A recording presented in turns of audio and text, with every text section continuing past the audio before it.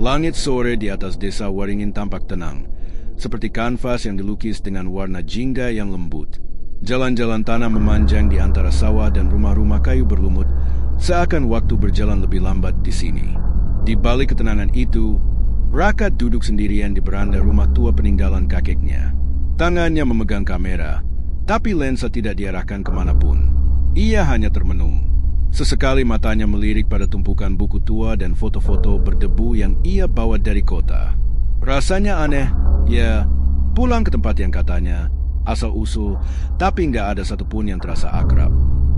Gumamnya pelan, sambil menyentuh bingkai foto usang yang menampilkan sosok kakeknya bersama beberapa orang berpakaian adat. Raka, 23 tahun, mahasiswa jurusan antropologi budaya, datang ke desa ini bukan hanya untuk mengenang keluarga.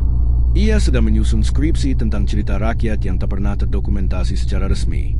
Dan Waringin adalah nama yang tak pernah ia dengar di buku manapun, bahkan tidak muncul di peta Google Maps. Desa ini memang seperti sengaja dihilangkan dari peta. Nah, suara serak seorang ibu menyambutnya siang tadi, saat Raka pertama kali tiba. Orang-orang di desa ramah, tapi dingin. Mereka tersenyum, tapi seperti menjaga jarak. Tak ada yang ingin bicara terlalu lama. Dan setiap kali Raka menyebut soal cerita rakyat, reaksi mereka seragam. Wajah tegang, mata menyipit, dan kalimat singkat. Jangan tanya yang begituan. Itu cerita lama. Sudah ditutup. Malam tiba cepat. Angin membawa suara jangkrik dan gesekan daun pisang di belakang rumah. Saat Raka mencoba tidur, ada bunyi dari plafon tua, seperti langkah kaki kecil. Tapi saat ia buka mata, hanya sunyi. Ia menertawakan pikirannya sendiri. Namun sebelum memejamkan mata lagi, matanya terpaku pada satu hal. Lemari kayu tua di sudut kamar yang belum sempat ia buka. Tanpa sadar, tubuhnya bangkit, rasa kantuk hilang begitu saja. Engsel lemari berderit saat dibuka. Di dalamnya ada tumpukan kain batik tua, dan di bawahnya, sebuah kotak kayu kecil, terkunci, tapi longgar. Raka membukanya. Isinya hanya satu hal, buku catatan kecil bersampul kulit, usang dan lusuh.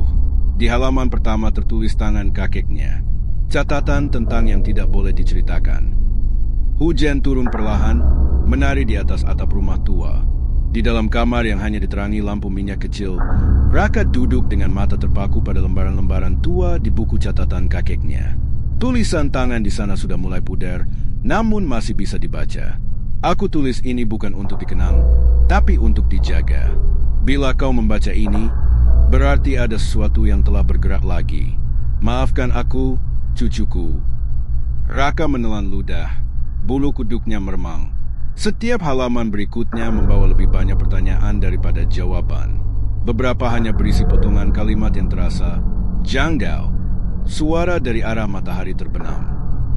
7 hari setelah hujan darah, semua tumbang. Mereka menyebutnya si penunggu, tapi jangan sebut namanya di malam hari.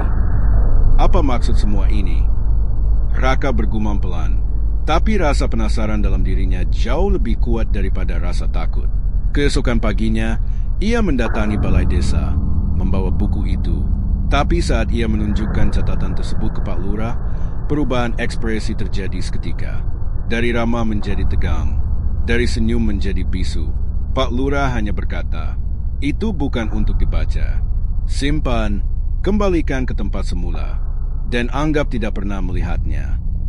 Raka mencoba memaksa. Pak, saya hanya mau tahu. Ini penting untuk penelitian saya. Kakekmu pun akhirnya memilih diam. Ada alasannya kenapa cerita itu tak pernah keluar dari desa ini. Raka pulang dengan kepala penuh tanya. Namun, malam itu, jawabannya datang, tidak dengan kata-kata, tapi lewat mimpi. Ia berdiri di tengah sawah berkabut. Angin dingin menerpa tubuhnya. Di kejauhan, ada seorang perempuan berjubah putih menari, lambat, anggun, namun wajahnya tertutup rambut panjang. Saat Raka mencoba mendekat, perempuan itu berhenti, mengangkat wajahnya, dan ternyata tak punya wajah sama sekali. Tolong jangan dibuka lagi. Aku masih di sini.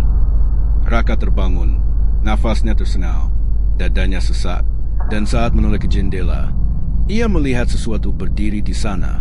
Samar, hanya siluet, tapi cukup jelas untuk membuatnya tak bisa tidur sampai pagi. Pagi itu langit tampak gelap meski matahari sudah lama terbit. Kabut turun tebal, menyelimuti sawah dan jalanan desa. Warga terlihat gelisah, sebagian bahkan menutup jendela rapat-rapat seperti ada yang ingin mereka hindari. Raka keluar rumah dengan buku catatan kakeknya disimpan di dalam tas. Matanya masih merah, efek dari mimpi buruk semalam. Tapi pikirannya dipenuhi satu hal. Apa maksud semua tulisan itu? Dan siapa sosok tanpa wajah di mimpinya? Ia berjalan menuju rumah seorang tetua desa yang katanya sudah pikun, tapi dulu dikenal sebagai penjaga adat, Mbah Sarni. Rumahnya terletak agak terpencil di pinggir hutan kecil. Warga jarang lewat sana. Bahkan saat Raka menanyakan arah, mereka menjawab dengan wajah takut. Mbah Sarni sudah nggak waras. Nah, jangan ganggu dia. Kadang dia ngomong sendiri, kayak ngobrol sama yang nggak kelihatan. Tapi Raka tetap pergi. Sesampainya di sana, ia mendapati rumah kayu kecil yang dindingnya dipenuhi simbol-simbol aneh, tanda yang tidak pernah ia lihat sebelumnya.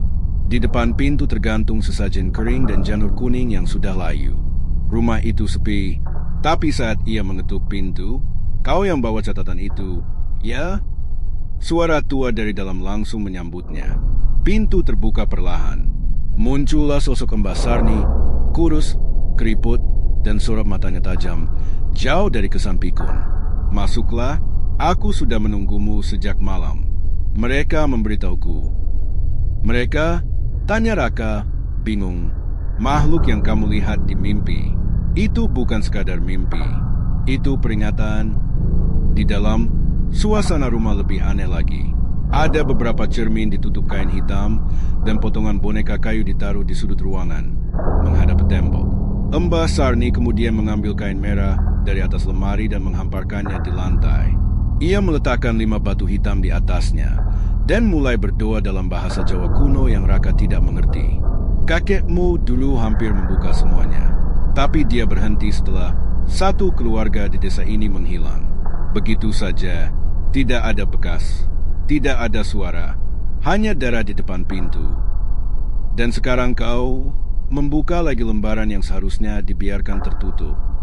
Tiba-tiba, suara ketukan keras terdengar dari dinding rumah. Sekali, 2 kali, 3 kali, seperti tangan memukul dari luar atau dari dalam. Mbah Sarni menatap Raka, matanya merah. "Mereka sudah tahu kamu di sini. Sekarang semuanya akan dimulai lagi." Langit mendung, angin desa berhembus lebih dingin dari biasanya. Raka berjalan cepat kembali dari rumah Mbah Sarni. Jantungnya masih berdetak kencang. Suara ketukan aneh dari dalam rumah itu terus terngiang di kepalanya. Sesampainya di rumah, ia mengunci pintu. Tapi rasa aman itu hanya semu. Ia membuka buku catatan kakeknya kembali. Kali ini ia membaca lebih dalam, melewati halaman-halaman yang sebelumnya hanya ia lirik. Lalu, ia menemukan sesuatu yang membuatnya terdiam. Mereka menyebutnya ritus suatu arwah. Ritual ini dilakukan oleh leluhur desa setiap 77 tahun sekali untuk menenangkan penjaga batas. Jika ritual tidak dilanjutkan, penjaga akan menuntut jiwa baru. Selalu dimulai dengan mimpi, lalu suara, lalu darah. Raka bergidik, ia menoleh ke jendela. Kabut mulai menyelimuti desa lebih cepat dari biasanya. Padahal matahari belum sepenuhnya tenggelam. Beberapa menit kemudian, pesan WhatsApp masuk dari seorang teman kuliahnya, Nina, yang membantunya dari kota. "Ra, aku cari arsip lama soal desa Waringin. Gak ada data administratifnya. Tapi, aku nemu berita 1982. Satu keluarga hilang di desa yang gak disebutkan namanya. Cuma ada foto, aku kirim ya." Raka membuka gambar. Tangannya gemetar. Itu rumah yang sama. Rumah kakeknya, wajah keluarga yang hilang pun tak asing. Mereka adalah tetangga sebelah rumah kakek yang fotonya masih tergantung kusam di dinding. Wajah mereka di foto berita tampak bahagia. Tak ada tanda bahwa mereka akan hilang begitu saja. Apa benar ini bukan kebetulan? Malam itu, untuk pertama kalinya sejak datang, Raka keluar dari rumah saat hari sudah gelap. Ia berjalan menuju pesisir hutan, di mana Mbah Sarni mengatakan ritual pernah dilakukan. Di sana, di antara pohonan rimbun, Ia menemukan sebuah batu besar berdiri tegak, tertutup lumut, tapi jelas buatan manusia. Di bagian bawahnya ada cekungan, seperti bekas tempat menaruh sesajen. Namun yang membuat darahnya membeku adalah coretan samar yang baru. Sudah terlalu lama mereka menunggu. Langit mendadak menggelegar. Petir menyambar tak jauh dari sana. Dan dari balik pepohonan, samar-samar ada suara gemerisik. Langkah dan bisikan lirih dalam bahasa yang tak ia mengerti. Lanjutkan, lanjutkan, lanjutkan. Hujan turun deras malam itu. Petir menyambar tanpa jeda, menerangi wajah Raka yang pucat di tengah hutan. Batu besar tempat ritual lama berdiri tegak di hadapannya, seolah menantangnya untuk menggali lebih dalam. Langkah kakinya mundur perlahan. Suara bisikan tadi belum hilang dari telinga, tapi tidak ada siapa-siapa di sana. Tidak ada atau belum terlihat. Sesampainya di rumah, Raka merasa ada yang berubah. Udara di dalam terasa lebih pengap. Buku catatan kakeknya kini terbuka sendiri di meja, pada halaman yang belum pernah ia lihat. Tulisannya gemetar, seolah ditulis terburu-buru. Ritual watu arwah harus dilakukan setiap 77 tahun. Bukan untuk memanggil, tapi untuk mengurung. Tahun terakhir gagal. Tumbal tidak sampai. Mereka terbangun. Mereka lapar. Di bawah tulisan itu terdapat gambar sketsa. 3 sosok tinggi dan kurus berdiri di balik batu besar. Wajah mereka tak jelas, hanya lingkaran gelap. Tapi yang paling mengganggu adalah siluet sosok keempat di tengah-tengah mereka. Lebih kecil, seperti manusia biasa yang diikat. Raka mendadak mual. Tumbal? Jadi ini bukan sekadar cerita rakyat, ini pengorbanan. Ritual yang benar-benar dilakukan. Paginya, warga desa gempar. Seekor kambing ditemukan mati tergantung di dekat balai desa, dengan lambang aneh tercoret di tanah. Pak Lurah menutup lokasi dan menyuruh warga jangan keluar rumah setelah gelap. Ini hanya ulah iseng, tidak ada yang perlu dikhawatirkan, katanya di pengeras suara. Tapi malam itu, Raka mendengar suara jeritan dari rumah tetangga. Saat ia mengintip dari balik jendela, seorang anak perempuan tampak berdiri di halaman, menghadap ke tembok, seperti menunggu sesuatu. Ibunya panik, menangis, memanggil-manggil namanya dari dalam rumah. Tapi si anak tak bergerak. Namanya Tari, kata suara kecil di belakang Raka. Ia menoleh. Mbah Sarni sudah berdiri di ruang tamu tanpa suara, tanpa ketukan pintu. Dia yang terpilih. Terpilih untuk apa? Raka menahan gemetar. Menjadi pengganti Tumbal yang dulu gagal. Desa ini sedang menebus janji. Mereka akan mengambil satu lagi. Kecuali ada yang menghentikan. Malam terasa lebih sunyi dari biasanya. Seolah seluruh desa menahan napas. Tidak ada suara jangkrik. Tidak ada hembusan angin. Bahkan waktu terasa berhenti. Raka duduk di ruang tamu, masih terpaku pada kata-kata Mbah Sarni. Dia yang terpilih. Tari, gadis kecil itu, hanya berdiri menghadap tembok. Tak bicara, tak menangis, bahkan tak berkedip. Seakan jiwanya terikat pada sesuatu yang tak terlihat. Mbah Sarni membuka kain hitam dari salah satu cermin di rumah Raka. Kamu harus lihat ini sendiri. Cermin itu retak di ujungnya, tapi di dalamnya bukan bayangan Raka yang terlihat, melainkan bayangan sebuah tempat gelap, dipenuhi pohon-pohon kering, dan 4 sosok berdiri berjejer, yang satu di antaranya kini menunjuk ke arah Raka. Mbah Sarni menutup cermin cepat-cepat. Mereka sudah melihatmu. Mereka menganggapmu bagian dari ritual yang belum selesai. Kau tidak bisa lari lagi. Apa maksudnya semua ini? Kenapa aku? Raka akhirnya meledak. Suaranya pecah, matanya mulai berkaca. Mbah Sarni menarik napas panjang. Ia lalu membuka gulungan kain tua yang dibawanya dengan lambang yang sama persis seperti yang tertulis di tanah tempat kambing tergantung. 77 tahun lalu, desa ini membuat perjanjian. Agar tanah subur, panen tidak gagal, dan penyakit tidak menyebar, harus ada satu nyawa setiap siklus besar. Tumbal, tapi saat giliran terakhir, keluarga yang terpilih kabur. Termasuk anak kecil yang jadi inti ritual, adik kakekmu. Raka membeku. Kakekmu menyembunyikan adiknya. Ia pikir bisa menghentikan semuanya. Tapi itu hanya menunda, tidak membatalkan. Dan sekarang, suara Raka hampir tak terdengar. Mereka akan menagih 2 kali lipat. Satu yang tertunda, satu yang baru. Raka menatap ke arah Tari yang kini duduk memeluk lutut di pojokan rumah. Matanya kosong, tubuhnya menggigil meski ruangan hangat. Aku nggak bisa biarkan dia jadi korban. Mbah Sarni menatapnya lama. Lalu dengan suara pelan, kalau kau ingin menghentikan ini, kau harus selesaikan ritual dengan cara yang belum pernah dicoba. Dan itu apa? Bukan tumbal, tapi pengganti janji. Kau harus tahu apa yang mereka inginkan, bukan sekadar siapa. Di luar, suara lonceng tua dari balai desa berdentang, padahal tidak ada angin. Dan di saat bersamaan, semua anjing di desa menggonggong ke arah yang sama, ke tengah hutan, ke tempat batu besar itu berdiri. Mereka datang. Lonceng tua masih berdentang, lambat dan berat, padahal tidak ada satupun warga yang berani keluar rumah. Raka berdiri di depan pintu rumah, menatap arah hutan. Langit malam begitu gelap, seolah bulan pun menolak bersinar. Kabut turun pelan tapi pasti, menyelimuti jalanan desa seperti tangan halus yang siap mencekik. Di belakangnya, Tari masih meringkuk. Mbah Sarni duduk bersila di dekat pintu, membacakan mantra pelan sambil membakar dupa dari kantong kain tuanya. Aroma campuran bunga kering dan tanah basah memenuhi ruangan. Jika kamu pergi sekarang, kamu bisa hentikan semuanya, atau kamu tidak akan kembali. Aku nggak bisa biarkan mereka ambil anak kecil itu, jawab Raka. Suaranya tegas tapi gemetar. Dengan buku catatan kakeknya di tangan, ia berjalan ke arah hutan, ke tempat di mana batu besar itu berdiri. Sesampainya di sana, ia terkejut, batu itu telah berubah. Kini di sekelilingnya berdiri 4 tiang kayu yang tampak baru, diikat dengan kain merah tua. Di tengah-tengahnya, di atas tanah basah, ada jejak darah membentuk simbol yang sama dengan yang ada di cermin milik Mbah Sarni. Dan di depan batu, seseorang sudah menunggu. Pak Lurah, saya tahu kau akan datang, katanya. Tenang namun menyeramkan. Kakekmu pun pernah berdiri di tempat ini. Tapi dia pengecut.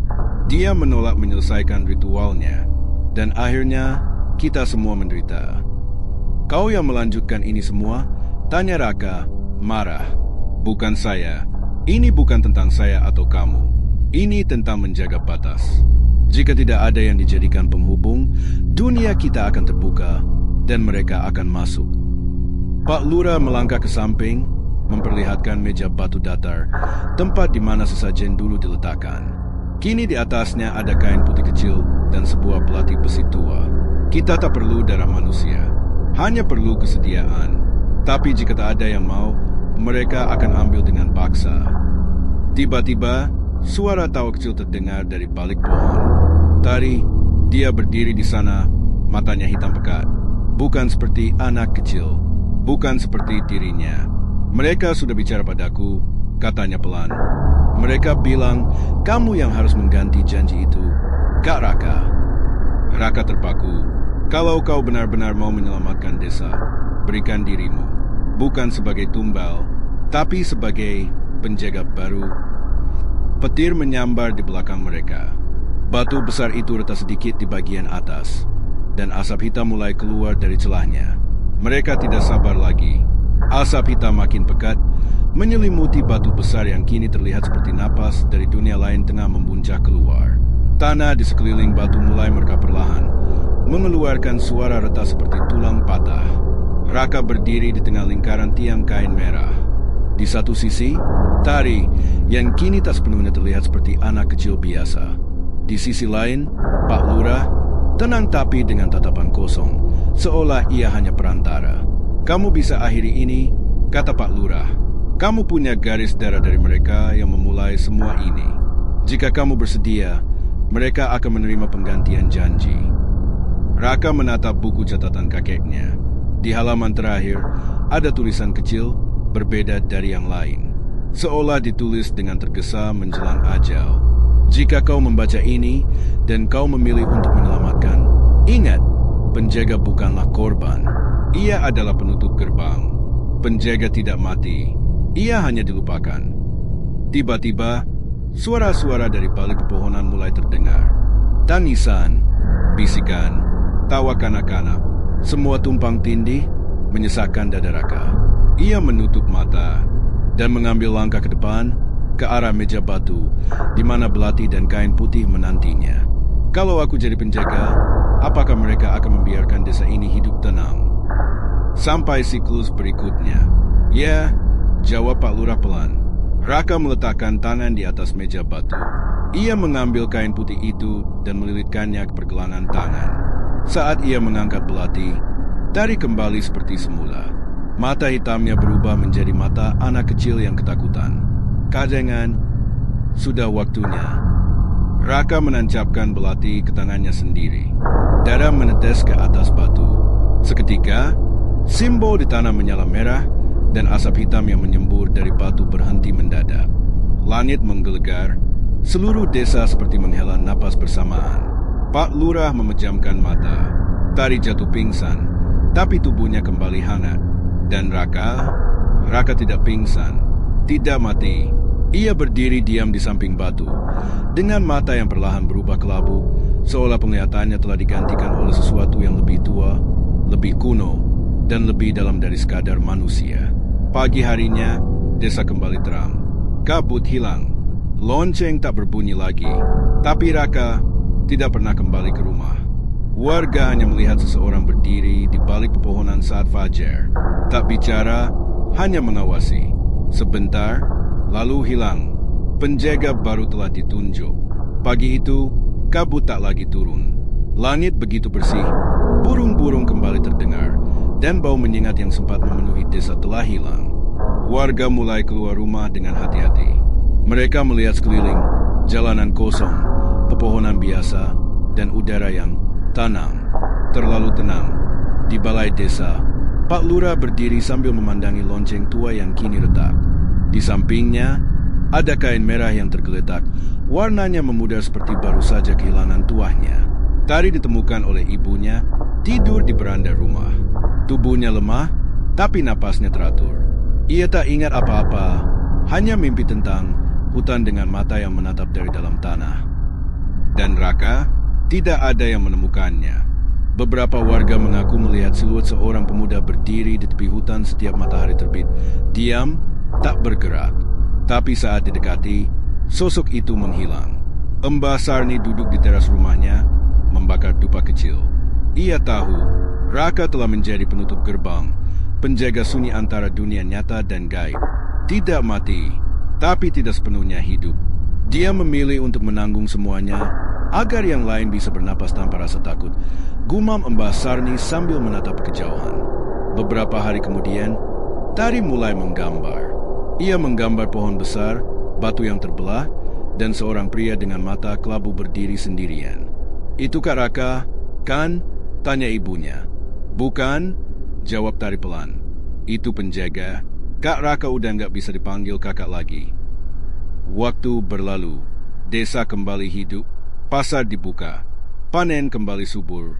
Tapi di setiap 17 malam bulan mati, warga menutup semua cermin dan menyalakan api kecil di halaman sebagai tanda hormat dan rasa terima kasih untuk penjaga yang pernah mereka abaikan, yang kini berdiri di antara dua dunia, menjaga agar gerbang tetap tertutup. 3 bulan telah berlalu. Desa itu kini seperti desa-desa biasa lainnya.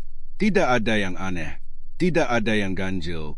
Tapi satu hal tetap tak berubah. Tidak ada yang berani masuk hutan setelah matahari terbenam. Di sekolah, Tari duduk di bangkunya, menatap kosong ke arah jendela. Ia jarang bicara, tapi ia sering menggambar. Gambar-gambarnya aneh, hutan berkabut, sosok-sosok tanpa wajah, dan batu besar dengan cahaya merah samar. Guru seni bertanya, tapi Tari hanya tersenyum. Itu cuma cerita rakyat. Malam itu, di rumah Mbah Sarni, sekelompok pemuda desa datang meminta cerita untuk dokumentasi sejarah. "Mbah, katanya dulu pernah ada ritual kuno di desa ini ya, tentang batu penjaga. Boleh kami rekam?" Mbah Sarni tersenyum tipis. Ia menyuguhkan teh, duduk perlahan, dan menatap jauh ke lampu minyak yang redup. "Kalian ingin dengar cerita rakyat atau cerita yang tidak perlu diceritakan?" Pemuda-pemuda itu saling pandang, lalu salah satunya mengangguk antusias. "Yang paling misterius, Mbah Sarni mengalah. Tapi ia punya sesuatu yang tak dimiliki banyak orang. Keberanian untuk tidak berpaling saat kegelapan datang. Ia menceritakan tentang malam-malam udara, suara-suara dari balik hutan, dan tentang batu arwah, batu besar yang menjadi penanda batas antara dunia manusia dan dunia mereka yang tak terlihat. Dan pemuda itu memilih untuk tidak kawin. Ia tidak mati, tapi ia juga bukan manusia lagi. Ia mengingat para pemuda terdiam. Siapa nama pemuda itu? Mbah? Tanya salah satu dari mereka. Mbah Sarni menatap mereka dengan mata tajam. Lalu dengan suara sangat tegas, kalian tidak boleh tahu, karena begitu kalian menyebut namanya, dia bisa mendengar. Dan bila dia merasa kalian tidak menghormati batas, dia bisa datang. Suasana jadi sunyi. Jadi, bisik salah satu dari mereka, kini ragu. Jadi, kadang cerita rakyat itu bukan untuk cerita, tapi untuk diam-diam. Saat mereka pamit dan pergi, salah satu dari mereka memulai cerita. Ia melihat sesosok bayangan berdiri di antara pohon. Diam, tak bergerak. Ia mengucek mata. Bayangan itu sudah hilang.